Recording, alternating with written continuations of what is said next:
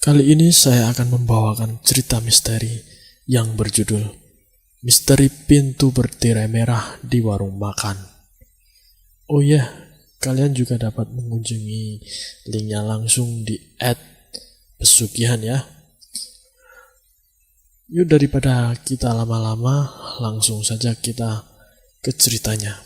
Setelah lulus SMA di Sumatera, Rina memutuskan untuk merantau ke Jakarta dengan harap mengubah nasib menjadi lebih baik.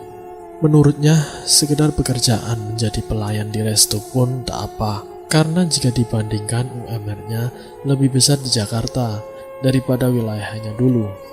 Di Jakarta ia hanya tinggal sendiri, karena memang tidak mempunyai sanak keluarga yang bekerja di sini. Sebenarnya saat ingin pergi jauh dari rumah, sang ibu sampai tidak mengizinkan karena dia anak perempuan dan tidak ada kenalan di kota. Namun karena kegigihan Rina menjelaskan jika semua pasti aman dan tuntunan ia sebagai tulang punggung keluarga, akhirnya ibunya pun memberi restu.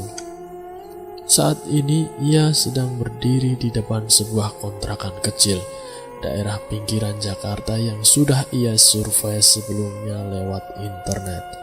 Kemudian Rina meletakkan satu koper dan kardus yang ia bawa saat itu di depan kontrakan tersebut.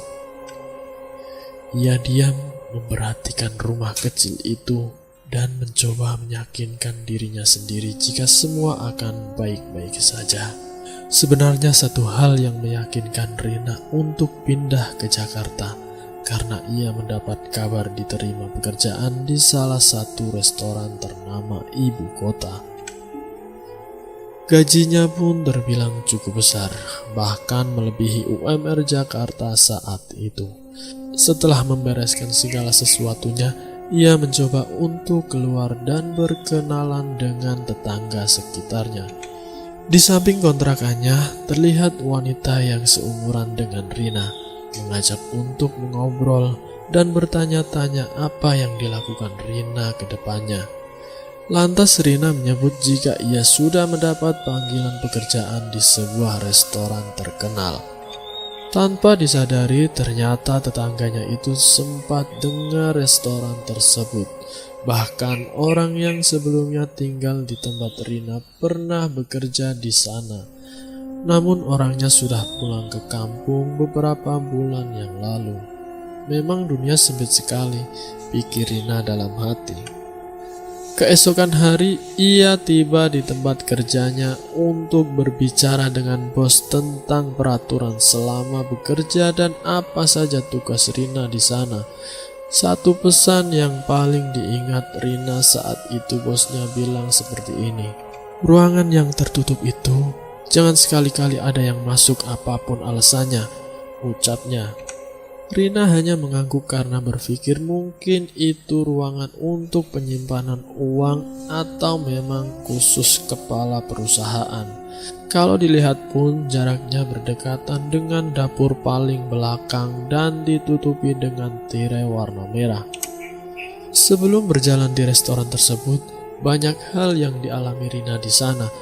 Sesuatu yang kadang tidak bisa dijelaskan dan dipercaya banyak orang. Salah satunya saat itu Rina mendapat shift malam. Namun karena sang ibu meminta untuk menelpon, ia memilih untuk menjauh dari kerumunan. Salah satu tempat yang paling pas kala itu di samping ruangan kosong, bertirai merah, sedang asik mengobrol dengan ibunya. Tiba-tiba saja ibu Rina berkata, "Siapa itu? Suara perempuan yang manggil-manggil kamu. Kayak teriak begitu." "Bosmu bukan?" tanya ibu dalam sambungan teleponnya. Lantas Rina menengok ke kanan dan ke kiri dan memastikan apa ada orang di sekitarnya, dan ternyata memang sepi dan tidak ada siapa-siapa. Kala itu hanya ia seorang diri. Jantungnya pun berdegup kencang hingga bulu kuduknya berdiri. Rina memutuskan untuk mengakhiri telepon dan menghubungi ibunya lagi esok hari. Pengalaman lain yang membuat ia bertanya-tanya mengenai pelanggan di resto ini, banyak sekali rumor yang beredar perihal kelezatannya yang hanya dirasakan saat makan di tempat, tetapi saat dibawa pulang rasanya berbeda menjadi hambar dan basi. Tak sekali dua kali, tapi rumor itu sudah sering terdengar bahkan keluar dari tetangganya sendiri yang saat itu menitip untuk dibawakan. Kira-kira begini ucapannya, "Kemarin aku ke restomu, itu bakso terenak yang pernah aku makan. Tapi pas kemarin kamu bawa, kok rasanya hambar dan seperti sudah basi, tidak enak lah," ucapnya. Padahal Rina ingat sekali bahwa bakso yang tetangganya makan ini baru saja dimasak dan dari resto ke kontrakan jaraknya tidak terlalu jauh.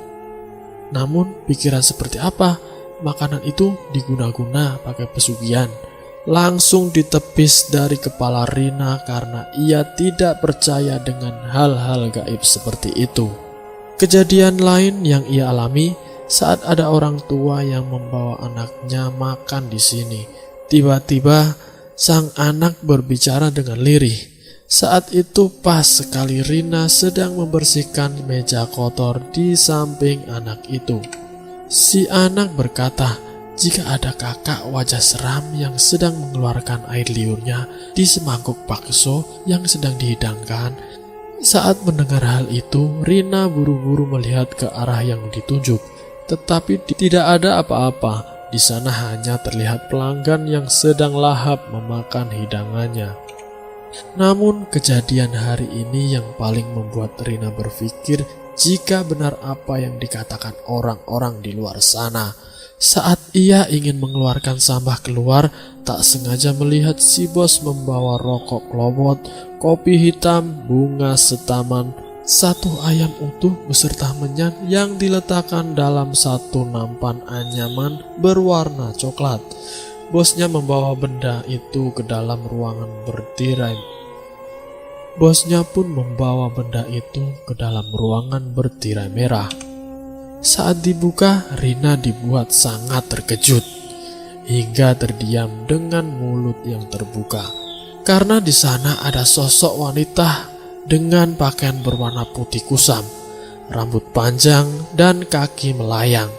Lebih parahnya, wanita tersebut bertubuh tinggi sampai rambutnya menyentuh dinding atap. Saat itu Rina ingin teriak, namun tidak bisa seperti terkunci rapat-rapat. Tanpa sadar si bos menyadari kehadiran Rina. Sejak saat itu ia diberhentikan dari pekerjaan dan dibelikan tiket pesawat untuk kembali ke kampung halamannya. Bosnya berkata uang gajian akan dikirim setelah tahu jika Rina sampai di kampung. Mau tidak mau ia menerima hal tersebut.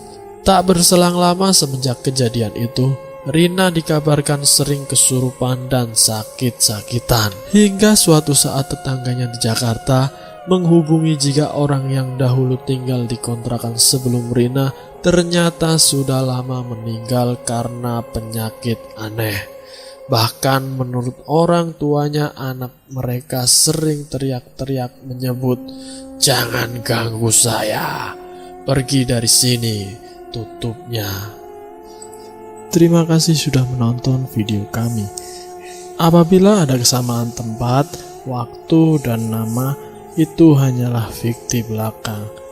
Jangan lupa tekan tombol like, share, dan komen ya. Dan jangan lupa subscribe agar tidak ketinggalan video kami selanjutnya ya. Wassalamualaikum warahmatullahi wabarakatuh.